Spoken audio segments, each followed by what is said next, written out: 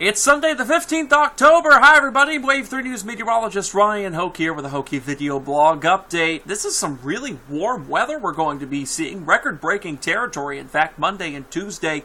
And we could break a big record on Tuesday. I'll talk about that in just a second. It is substantial. And a lot of folks don't realize that this is very late in the year for some of the weather and some of the temperatures that we will be seeing. Talk about a Hokey weather fact first. It's a new word for you. What's a cowquaker? That's a British weather word for an English May storm after the cows have been turned out.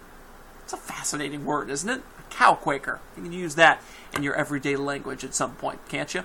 That's today's Hokey weather fact. Outside this morning, plenty of clouds from our Kentucky One Health SkyTrack network of cameras in Simpsonville. Temperatures in the 50s and 60s, even some 40s showing up near Columbus and Seymour, 48 up there at the moment. Temperatures in the lower 60s near Columbia and Campbellsville. There's a little bit more cloud cover down there. It's helping to isolate things. They've had some showers down toward Marion County and Lebanon earlier. Those have since moved out. What we're dealing with now is this little wave of energy. We call it a short wave. It's kind of like a little dip in the flow of the atmosphere there over top, I should say, of Memphis, Corinth, Mississippi, that area. We've got some showers breaking out just ahead of that, but really the main forcing is down to our south. There's also some in eastern Kentucky, but I think there's not going to be enough moisture to really power up much in the way of shower activity here today.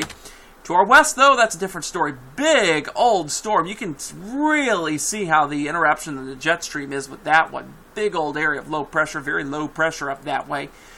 They've had a tornado up here near Portland. They have issued in Portland, I think, 10 tornado warnings in the past 10 years, 11 years, and about 8 of them were issued yesterday for the tornado that happened out there. That is crazy to me. It's very rare to get severe weather out that way. But when it happens, it's usually because of one of these big Pacific storms like this. Pressure's down near 980 millibars possibly with this storm. So that's a solid storm out that way for a place that's used to more calmer weather. For us, the calmer weather continues, though, today. You'll see on the earliest alert 7-day breakdown that we'll only have a 10% chance for a shower this afternoon. So if you're heading out to wine on the river, the Big Four lawn should be perfect. Starts at 2 o'clock, 75 degrees, 80 by 4 o'clock, 77 by 6 p.m. Also got the NBA preseason game going on at the KFC Yum Center. The Timberwolves taking on the Miami Heat. Temperatures in the upper 70s, working down into the lower 70s by 10 o'clock. Other events going on include the Bernheim Color Fest, Fort Valonia Days going on, and the Harvest Stroll, also the International Film Festival. So if you don't have anything to do today, here's a few events that may whet your appetite. Sunday, we also have on Sunday going on Jack-O-Lantern Spectacular. That continues each evening. Temperatures in the upper 70s, lower 70s by 11 o'clock. What's fascinating to me is that there are artists that constantly paint these pumpkins. So the pumpkins you see, they're not out there for the entire event, because pumpkins rot. So they have to cycle these things out every few days. So they're constantly busy. So definitely go appreciate some of the work out there. It is fantastic. Monday, 86. Tuesday, 87. These are incredibly warm temperatures for this time of year. It's going to be because this ridge of high pressure really starts to work in to the eastern half of the nation here. We'll be on the northern edge of it with high pressure out to our east at the surface. Whew, those numbers are telling. 86 degrees on Monday, our high temperature, record 87, so we could get close to meeting or breaking that. Tuesday, I think we'll definitely break that record high of 86. With our 87-degree high temperature. I'm going a little conservative here on Tuesday. Some of the data that we're looking at, in fact I'm looking at it right now, has us getting up to 89 degrees. So we may have to increase our high temperature. If we hit 90, and there's at least an outside chance of that, that would be the latest in the year we have ever hit 90 degrees. Lock, stop, barrel, done. Yeah, that is substantial, isn't it? Crazy to me. Some of the warmest weather we've seen in October ever.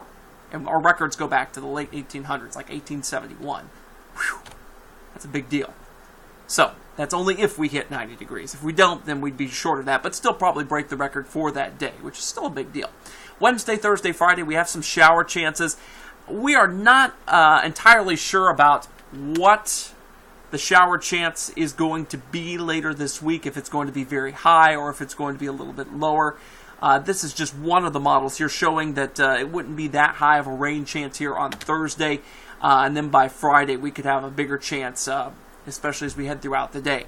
We're trying to time out the front here, and if the front will be attached to a closed-off area of low pressure, that would delay the rain chance and increase it toward next weekend. For now, I'm going with kind of a faster solution. It's the GFS that's trying to really curve this thing up into a cutoff low pressure later this week and keeping the rain chance in through past Friday. But for me at this point, I've kind of taken this middle-of-the-road approach. I've kept in a shower chance for Saturday of next weekend, which will be a week from today. Temperatures in the 50s, possibly with that cutoff low, and then we'd increase back into the 60s. I'm not keeping that rain chance past that Saturday, though, like some models are doing here. So we're going to have to tread lightly on these rain chances here. You'll see some changes in our forecast, but we hope to keep it as consistent as we can, to hopefully ramp up things when they need to be ramped up and not when just one model does it. So that's what we're trying to do here, is try to put our meteorological knowledge aside, inside the models here, and try to see if we can, root out some of the false solutions here and give you our best forecast and not just follow the models. That's what we do here at Wave 3 News. We practice solid science and meteorology. We don't just go with whatever model's whim is going for that day. You'll see, though, we get back into the 60s and 70s, though, toward the end of the month.